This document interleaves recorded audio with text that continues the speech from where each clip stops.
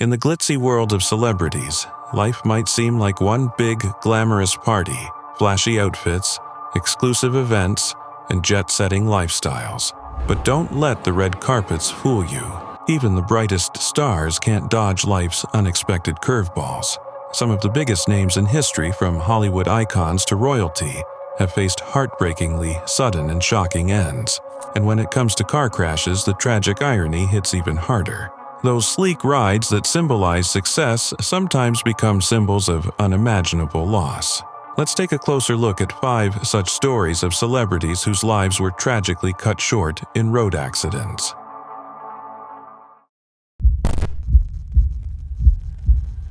On September 30th, 1955, the world lost one of its brightest stars, but it was a day that started like any other for James Dean, Hollywood's heartthrob. At just 24, Dean had already earned the title of the Rebel Without a Cause and was living life at full throttle, both on and off the screen. That day, he was cruising along the highway in his Porsche 550 Spider, a sleek silver bullet of a car he'd lovingly dubbed Little Bastard. With his signature smoldering looks, a career that seemed destined for greatness, and a love of speed that matched his star power, it looked like Dean's meteoric rise would last forever. But, as it often does with passionate souls, fate had other plans. Born James Byron Dean on February 8, 1931, in Marion, Indiana, Jimmy wasn't one to sit still. Even as a young boy, he exuded that unmistakable spark, that raw energy that later made him an icon. After moving to California and studying drama at UCLA,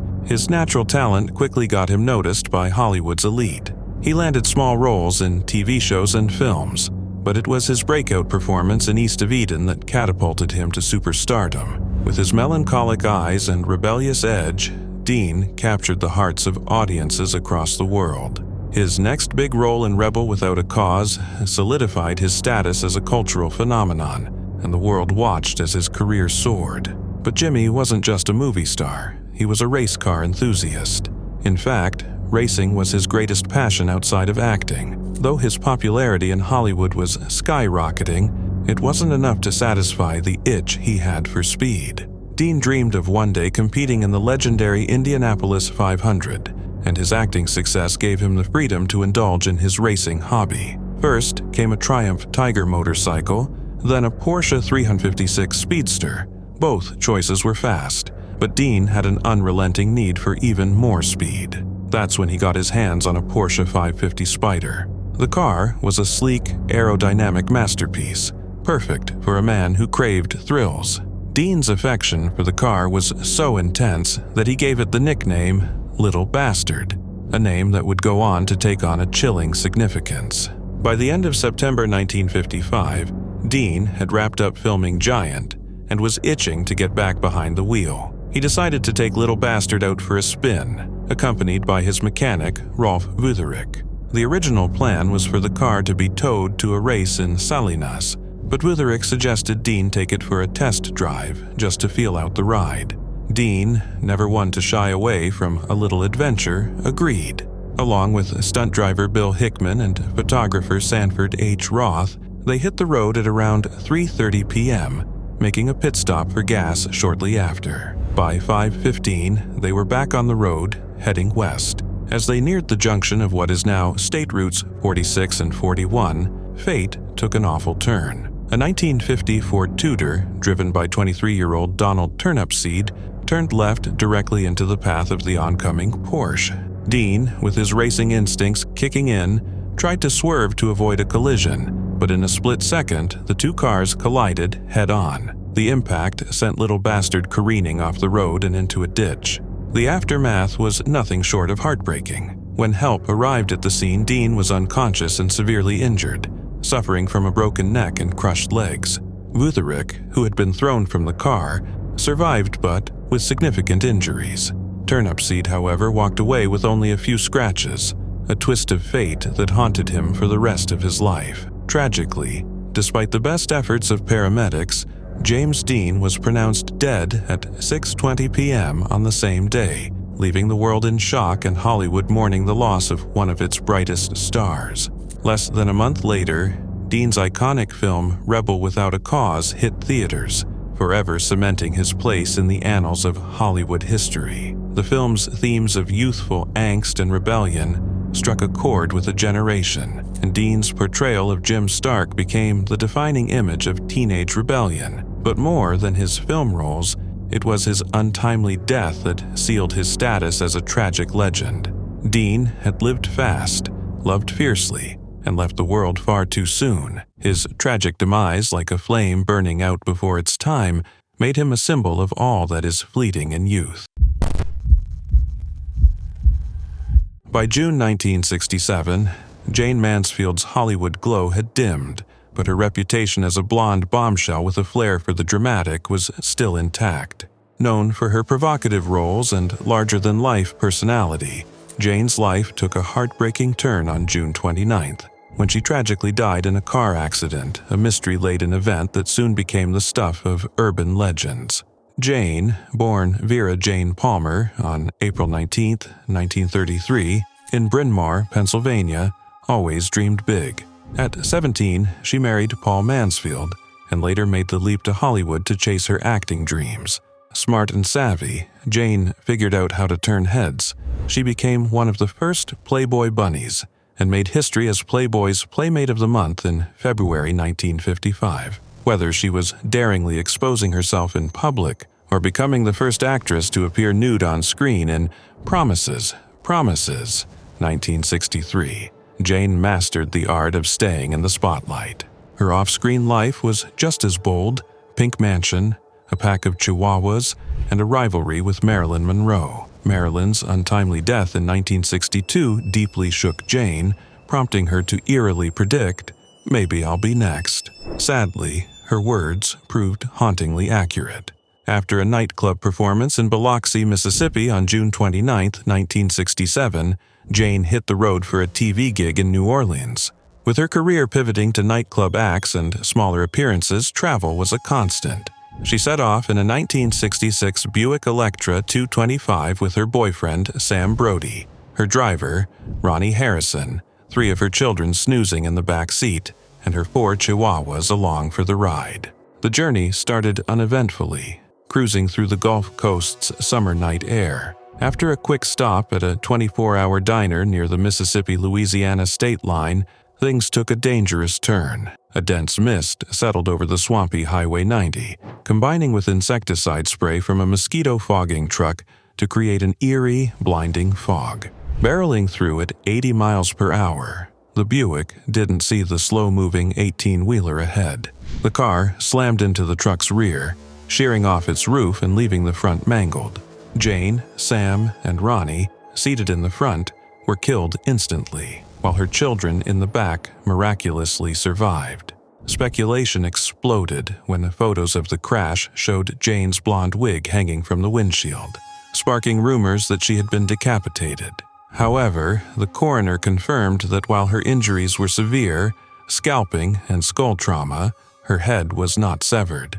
As if the story weren't bizarre enough, Jane's connection to Church of Satan founder Anton LaVey added fuel to the fire. Rumor had it, LaVey cursed Brody, predicting his death in a car crash. This tale gained even more traction with the 2017 documentary Mansfield 6667. Jane's tragic death left a lasting legacy, not just in Hollywood but also in car safety. The horrific crash led to the introduction of Mansfield bars, underride guards on semi-truck trailers designed to prevent cars from sliding underneath during collisions.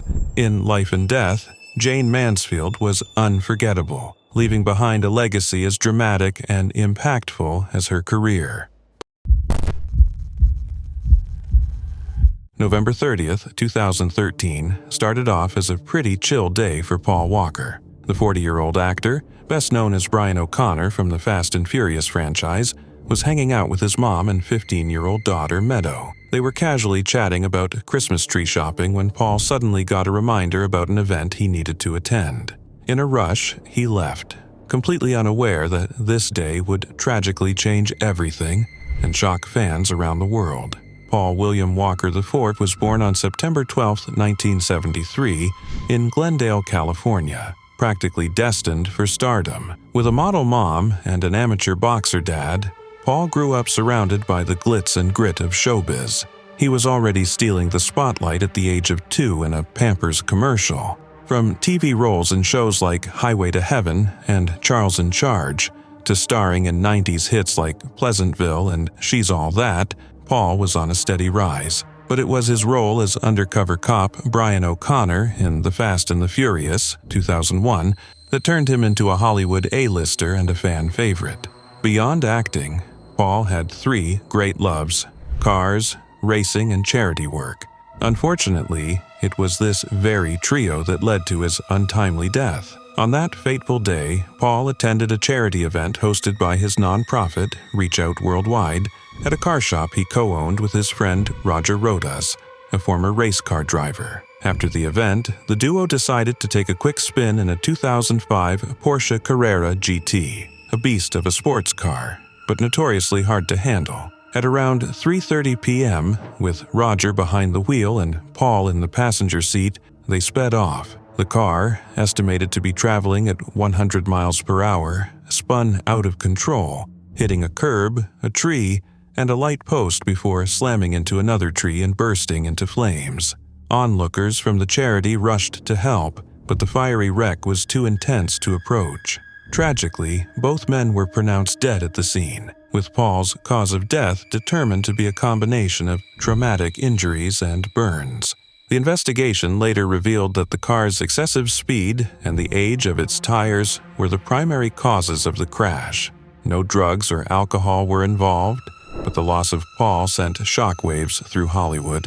Fans and co-stars alike mourned the man they admired, not just for his on-screen charisma, but for his off-screen kindness. Paul's daughter, Meadow, filed a wrongful death lawsuit against Porsche, alleging design flaws in the Carrera GT contributed to the crash. Porsche countered that the car had been altered and misused, but the lawsuit was eventually settled confidentially. At the time of his death, Paul was in the middle of filming Furious 7, which left the production team scrambling. After consulting with Paul's family, his brother Cody stepped in to help complete Paul's remaining scenes, with a little help from CGI to give fans a heartfelt tribute.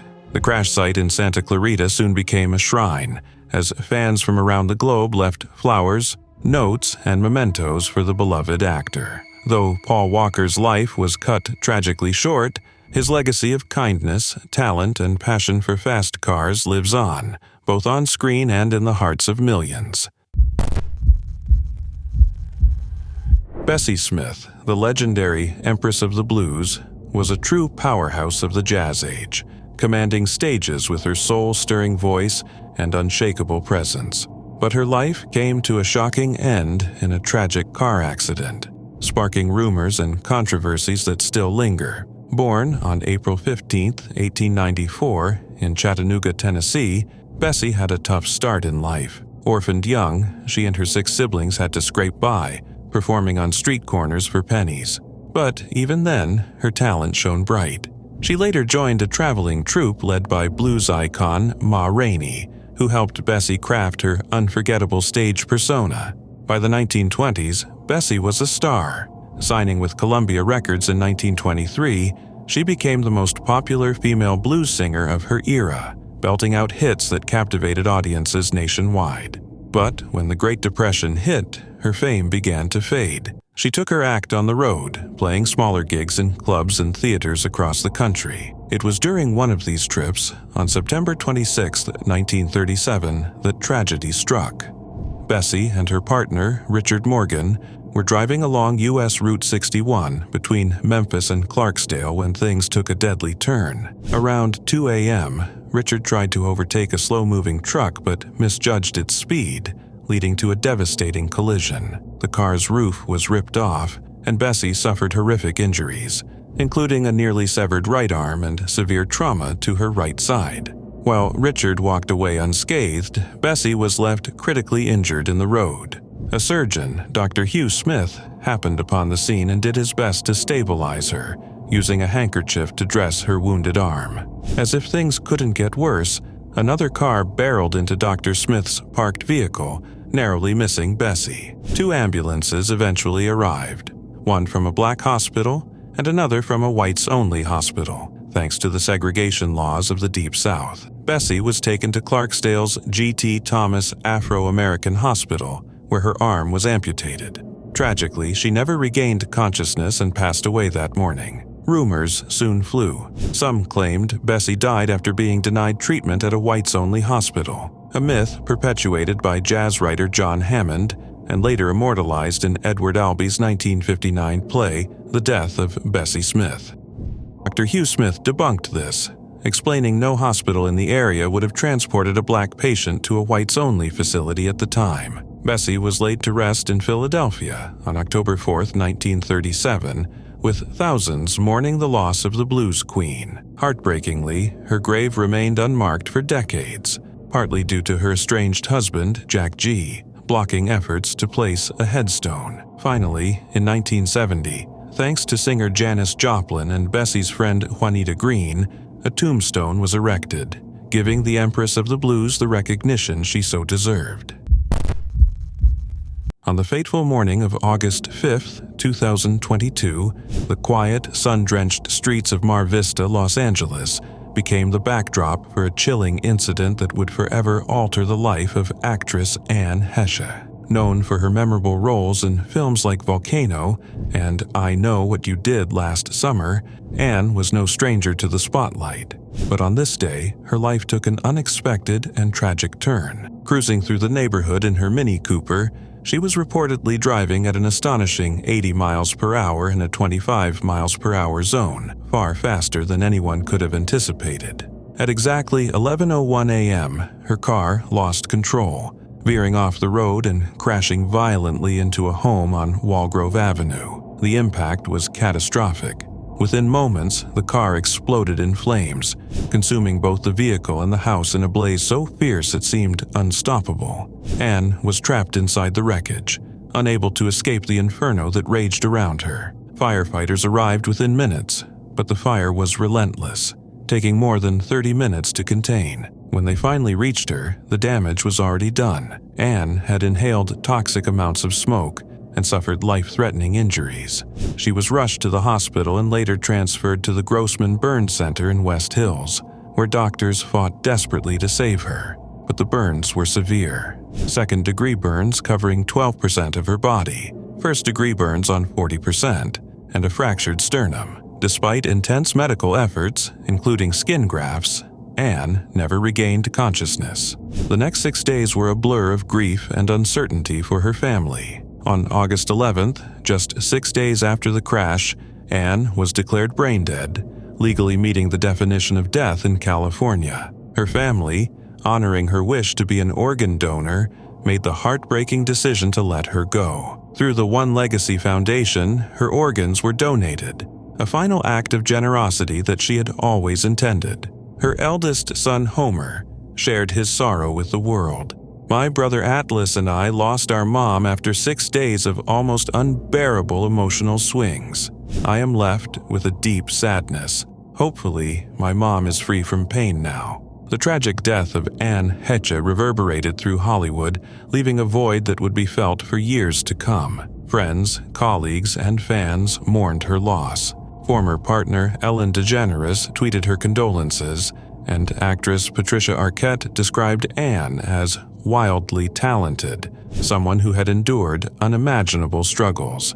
Despite a toxicology report revealing traces of substances in her system, it was confirmed that these were pain-relieving medications administered during her hospitalization, not drugs of her own doing. The coroner's office ultimately ruled her death an accident, caused by the combination of inhalation injuries, thermal burns, and a fractured sternum. Anne Heche's untimely passing was not just a personal tragedy, it was also a lesson for us about the fragile nature of life. Her legacy, shaped by both her immense talent and her tumultuous personal struggles, shows us how quickly life can change.